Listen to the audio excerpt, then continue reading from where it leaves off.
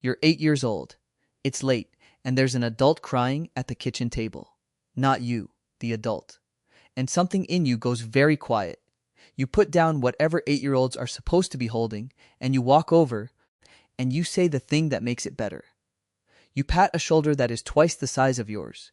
You don't remember deciding to do this. You just knew, somehow, that your feelings had to wait. That there wasn't room for two people to fall apart in that house. So you became the one who didn't. Stay with me, because this moment explains more about your adult life than almost anything else. Everyone praised you for it. So mature for your age. An old soul. Such a responsible kid. And you wore those words like medals. But here's what nobody said out loud. That wasn't maturity. That was a childhood being quietly cut short, one adult-sized problem at a time. Today we're going to look at the psychology of the child, who grew up too fast, and why the strength everyone admired was never really a choice. Start with who you are now. You're the one people call at midnight, the friend who stays calm in every crisis. When your group plans anything, you're the one holding the details, the backup plan, the quiet worry that someone will forget something. At work, when something breaks, heads turn toward you before anyone says a word. You handle things. You've always handled things. It's not even a skill you're proud of anymore. It's just gravity. Things fall towards you, and you can't fully relax. Ever. Even on vacation, some part of you is running a quiet inventory. Is everyone okay? Does anyone need anything? Have I missed something? You know that feeling, right? Psychologists have a name for where this begins. It's called parentification, a term that came out of the work of family therapist Salvador Minachin. It describes what happens when a child gets pushed into the role of a parent in a family where the adults, for whatever reason, couldn't fully carry that role themselves. Sometimes it's practical. You cooked the meals, watched the younger kids, translated the bills, held the schedule of the whole house in your small head. Researchers call that instrumental parentification. And sometimes it's emotional. You were the listener, the peacemaker, the little therapist who absorbed an adult's loneliness or anger or fear and gave back calm you didn't actually have. That one tends to cut deeper, partly because it's invisible. There's no chore list to point at. Just a child quietly working a job no one admits exists. Either way, the same thing happened. A kid became a load-bearing wall. Think about what a load-bearing wall does. It holds the whole structure up. Everything rests on it. It doesn't get decorated, it doesn't get noticed, and nobody in the entire life of a house ever walks up to that wall and asks how it's doing. The wall is just expected to hold, quietly, indefinitely, without cracking where anyone can see. That was you. But here's where it gets interesting, because the question isn't just what happened. It's why it locked in so deep that you're still doing it 20, 30 years later. Picture the moment that trained you. A car pulls up outside, keys in the door, and before the door even opens, you already know what kind of evening it's going to be. You learn to read footsteps, tone of voice through a wall, the particular silence that meant something was wrong. Have you ever noticed how fast you still read a room before anyone has said a single word? A child's mind is built to ask one question above all others. Am I safe and am I loved? In a home where the adults were overwhelmed or absent or unpredictable, you discovered something that changed you. Being useful kept things stable. When you helped, the house calmed down. When you needed something, the house got heavier. So a quiet rule wrote itself into you. Love is something you earn by carrying. The attachment researcher John Bowlby saw this pattern decades ago and described a version of it he called compulsive caregiving. A child who can't get comfort learns to give it instead, because giving is the only role available. Taking care of others becomes the closest thing to being taken care of. It's a trade the child makes without ever knowing a trade happened. It's not sadness, exactly. It's more like a job you never applied for and were never allowed to quit. And it worked. That's the part people miss. Your family did hold together, at least partly because a child was holding it. The wall did its job. The ceiling never came down. But here's the part nobody tells you. Walls send a bill. It just arrives years later, addressed to the adult you became. The bill looks like this. You're grown now, and someone offers to help you. Genuinely, kindly offers. And your whole body tightens like they've asked you to hand over a weapon. You say some version of no thanks, I've got it, before you've even considered the question. Receiving care feels wrong to you. Not unpleasant. Wrong. Like wearing a coat that belongs to someone else.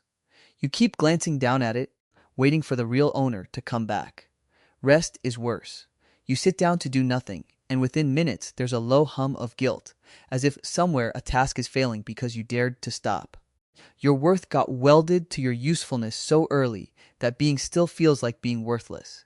Research on parentified children has consistently linked this pattern to adult anxiety, chronic guilt, and a strange difficulty enjoying anything that isn't productive. And look at who you're drawn to. Be honest. The struggling ones. The ones who need fixing, saving, managing.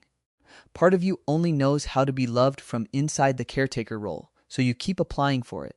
Relationship after relationship. Sound familiar? The psychoanalyst Alice Miller wrote a famous book about children like you called The Drama of the Gifted Child. And the gift she meant wasn't intelligence, it was attunement, the uncanny ability to sense what another person needs and become it. Her point was quietly devastating. Children like this are often loved for what they provide, not for who they are. And they grow into adults who can't quite shake the feeling that if they stopped providing, the love would stop too. Does that not ring true? There's one more piece, and it might be the strangest one. You can't really remember being a kid, not the way other people describe it. They talk about childhood like a place they lived in, summers that lasted forever, trouble they got into. You remember it more like a shift you worked. You clocked in early, and nobody ever told you the shift was over. Somewhere along the way, you probably also lost the ability to play, to be silly without purpose, to want things just because you want them. Watch yourself at a party sometime. Everyone else is loose, and you're near the kitchen, quietly checking whether the host needs anything.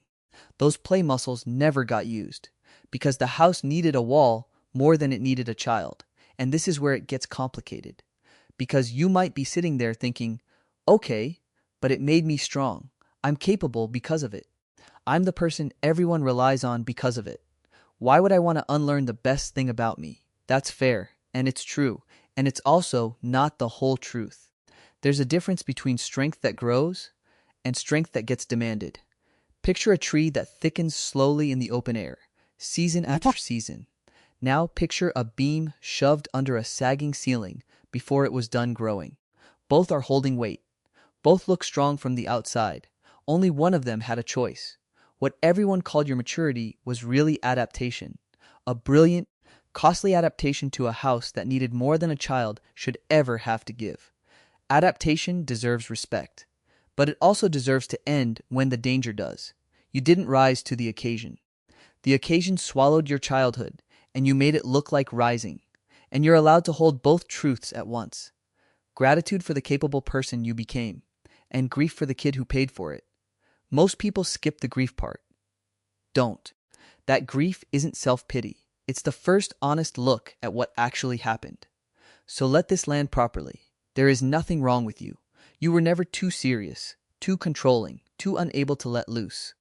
You were a child who was handed an adult's job and did it so well that everyone forgot to wonder what it cost. You were not mature. You were needed. Those are different things. And the difference matters more than almost anything else in this video. Here's what changes now.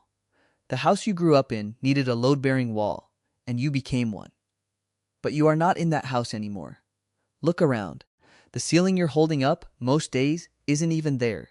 You get to be a person who carries some things, sets other things down, and lets other hands hold weight sometimes. The strength is still yours. Nobody can take that. But from here on, carrying can be something you choose, not something you are. You can help because you want to, not because your worth depends on it. You can rest without earning it. You can let someone take care of you and stay in the room while it happens, even if it feels like the wrong coat at first. It will feel unnatural. Do it anyway, slowly. Start embarrassingly small if you have to. Let someone carry the groceries. Say yes when a friend offers to drive. Notice the guilt hum, and let it hum without obeying it. That hum is not your conscience.